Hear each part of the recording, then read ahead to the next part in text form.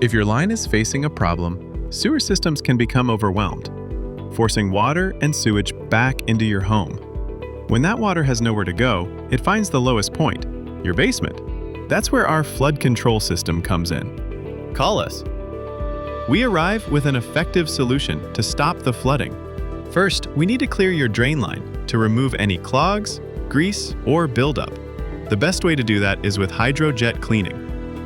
Our team can show you a short video explaining the process, so you'll know exactly what we're going to do. Once the line is clear and the water has receded, we can move forward with installing a flood control system. We begin by exposing the drain line inside your basement. Once we reach the pipe, we install a concrete basin built to hold a check valve and an overflow system. The check valve allows wastewater to leave, but shuts tight the moment water tries to return.